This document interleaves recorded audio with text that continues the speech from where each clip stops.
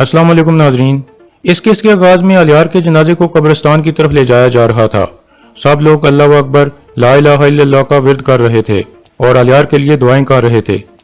कब्रिस्तान पहुंचकर अर्तुल साहब से मुखातिब होकर कहता है, जावेदार कबीले के बहादुर लोगों, अलियार साहब ने एक इज्जत वाली जिंदगी गुजारी है और अपनी जान फिदा करने से बिल्कुल नहीं हिचकिचाए। अब आपने उनकी याद को जिंदा रखना है। फिर असलान साहब से मुखातिब होकर कहती है, वो आपका सरदार और मेरा भाई था, मेरी माँ और मेरा बाप था। वो एक अजीम आदमी था जो किसी भी बोझ को कंधा देने से पीछे नहीं हटता था। मेरे भाई ने इस दुनिया में अपना काम कर दिया है। अब ये हमारी जिम्मेदारी है कि हम इस काम को जारी रखें। हम मजबूती से अपने कबीले और अपनी रवायात की हिफाजत करेंगे। जब तक नए सरदार का इंतखाब नहीं हो जाता, अपने भाई की अमानत मैं संभालूंगी। दूसरी तरफ कारा जैसर में एक सिपाही आकर वसूलियत को कहता है, जनाब कैटरीना हमारे सिपाहियों को एक पैगाम देने में कामयाब हो गई है। उसने बताया है कि अमीर सादुद्दीन हल्ली बाजार में आया था और फौरन वहां से चला गया। वसूलियत अपने कमांडर को कहता है, ये जिस तरह एक एक करके आ रहे हैं, इनकी नीयत वाज़ेह है। ये जंग चाहते हैं और मैं उनको खूनी तरीन जंग दूंगा। दूसरी तरफ सादुद्दीन भी जावेदार कबीले के कब्रिस्तान में पहुंच जाता है। वहां जनाजे की तैयारी हो रही थी। फिर वो जनाजे में शिरकत करने के लिए आगे बढ़ता है। इतने में उसका सामना सुल्तान अलाउद्दीन से हो जाता है और वो चौंक जाता है। सुल्तान और अर्तुल भी उसे गौर से देखते हैं। फिर जनाजा शुरू हो जाता है और इब्नुल अरबी जनाजा पढ़ाने लगते हैं। जनाजे के बाद इब्नुल अरबी 3 बार पूछते हैं, क्या आप साहब अलियार साहब को अपनी दुआ देते हैं? सब कहते हैं, हम देते हैं। इसके बाद अलियार की लाश को उठाकर कब्र के पास रख दिया जाता है और अर्तुल कब्र में उतर जाता है। फिर अर्तुल उसकी तलवार और टोपी एक तरफ रख देता है और अलियार को दफना दिया जाता है। दूसरी तरफ हलीमा सुल्तान को बचपन का ख्याल आता है जब उसने अपने ताया सुल्तान अलाउद्दीन को देखा था।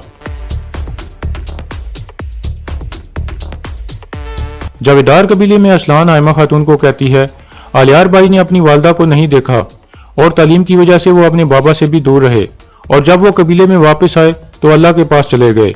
लेकिन मैं मजबूती से खड़ी रहूंगी। अब से उनके दोस्त मेरे दोस्त हैं और उनके दुश्मन मेरे दुश्मन हैं। आयमा खातून कहती हैं, अब से अर्तुल तुम्हारा भाई और हलीमा तुम्हारी बहन है। अगर तुम कबूल करो तो मुझे अपनी वालदा समझ सकती हो। असलान उनके गले लग जाती है और कहती है, हमें कभी मत छोड़ना वालदा। इतने में सादुद्दीन इजाजत लेकर अंदर दाखिल होता है। आयमा खातून असलान से अफसोस करके वहां से चली जाती हैं। सादुद्दीन बैठ जाता है और कहता है, बैठो असलान खातून। असलान बैठ जाती है। सादुद्दीन उसका हाथ पकड़कर कहता है, मुझे बहुत अफसोस है असलान खातून, अल्लाह आपको सब्र अता फरमाए। इतने दुख के मौका पर भी आप इतनी मजबूती से खड़ी हो। आपकी बहादुरी ने मुझे बहुत मुतासिर किया है। असलान कहती है, अलियार भाई ने मुझे अपना नुमाइंदा मुकर्रर किया था। सादुद्दीन कहता है, ठीक है, जब तक नए सरदार का इंतखाब नहीं हो जाता आपको ये जिम्मेदारी निभानी चाहिए। असलान कहती है, इंतखाब के बाद भी मैं अपना कबीला नहीं छोड़ूंगी। जावेदार कबीला हमेशा मेरा घर रहेगा। सादुद्दीन कहता है, क्या तुम जानती हो क्या कह रही हो असलान? असलान कहती है, मैं जानती हूँ। जब मैं शादी के लिए रजामंद हुई थी उस वक्त मेरे 2 भाई और बाबा जिंदा थे। अब एक भाई शहीद हो गया है और दूसरा कत्ल हो चुका है।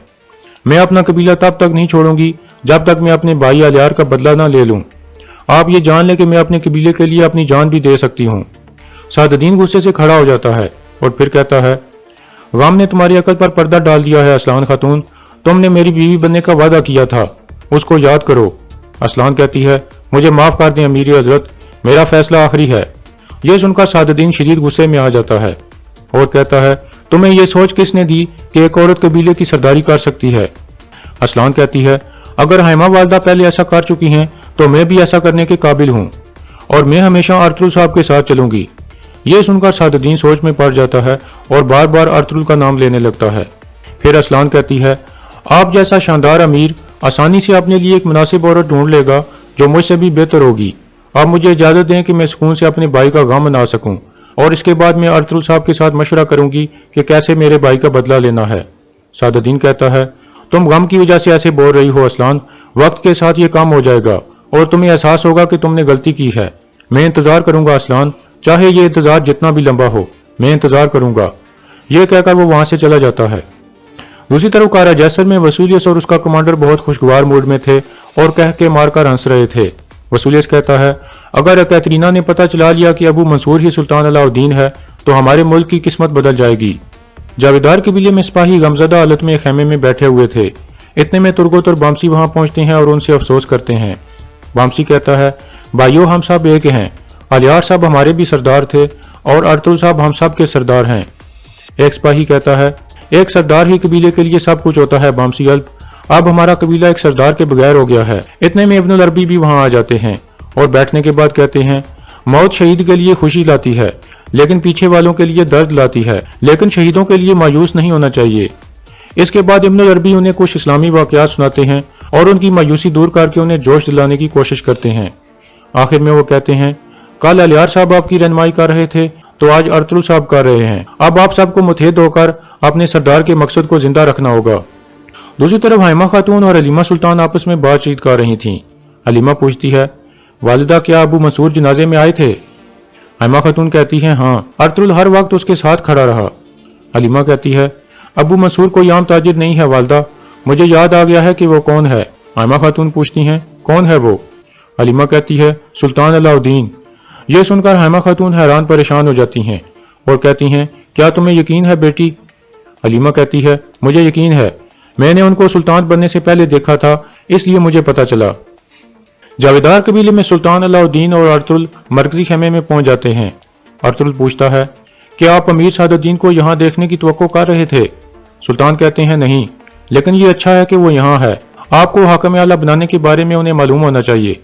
जब मैं वापस जाऊंगा तो सादुद्दीन को आपकी मदद के लिए छोड़ जाऊंगा। इतने में सादुद्दीन भी वहां पहुंच जाता है। सुल्तान पूछते हैं, आप यहाँ किस लिए आए हो सादुद्दीन? सादुद्दीन कहता है, असलान खातून से शादी के लिए सुल्तान, लेकिन उसके बाबा की वफात और अब अलियार साहब। सुल्तान उसकी बात काट कर कहते हैं, ये अच्छा है कि आप यहाँ हो, अलियार साहब के जनाजे पर ठीक वक्त पर पहुंचे हो। इसके अलावा मैंने अर्तुल साहब के साथ मिलकर एक फैसला किया है जो आपके लिए जानना जरूरी था। अर्तुल साहब अब से मेरी रियासत के हाकिम आला हैं, ये जमीनें अब इनकी अमानत हैं। यह सुनकर सादुद्दीन आगे से मुस्कुराने लगता है। फिर अर्तुल कहता है, रियासत और कौम की खिदमत करना मेरे लिए एक शर्फ की बात है सुल्तान। फिर सादुद्दीन कहता है, मुझे कोई शक नहीं कि मेरे सुल्तान ने एक अच्छा फैसला किया है। सुल्तान कहते हैं, जब से अर्तुल साहब इन जमीनों पर आए हैं, ये मेरी आंखें और मेरे कान हैं, इनकी वजह से मुझे हर चीज का पता है जो यहाँ हुआ है। मैं इन पर एतमाद करता हूँ और इनकी इज्जत करता हूँ। सादुद्दीन कहता है, अर्तुल साहब ने अपनी हर जिम्मेदारी अच्छे तरीके से निभाई है। अर्तुल कहता है, अब मैं सुल्तान की दी हुई एक बड़ी जिम्मेदारी पूरी करूंगा। सादुद्दीन कहता है, मैं इस जिम्मेदारी में आपकी पूरी मदद करूंगा। फिर सुल्तान कहते हैं, अब मैं हल्ली बाजार जाकर आप दोनों से अपने मंसूबों के बारे में बात करना चाहता हूँ। फिर अर्तुल साहब तुर्क सरदारों का एक जरगा बुलाएंगे और मैं उन सब से मुलाकात करूंगा और अपना फैसला मैं खुद उन्हें सुनाऊंगा। यह कहकर सुल्तान अलाउद्दीन और अर्तुल वहां से चल पड़ते हैं, जबकि सादुद्दीन सोच में पड़ जाता है। दूसरी तरफ कारा जैसर में वसूलियत का कमांडर कहता है, अभी तक कोई खबर नहीं आई। वसूलियत कहता है, थोड़ा सब्र करो निकोलस, मैंने सीखा है कि तुर्कों से जीतने के लिए सब्र जरूरी है। कमांडर कहता है, अगर कैटरीना कामयाब ना हो सकी तो सब जानते हैं कि वो उराल की बीवी है। वसूलियत कहता है, तो फिर हम एक और साथी को खो देंगे, लेकिन अगर वो कामयाब हो गई तो हम अमीर सादुद्दीन और सुल्तान अलाउद्दीन की रोशनी हमेशा के लिए बुझा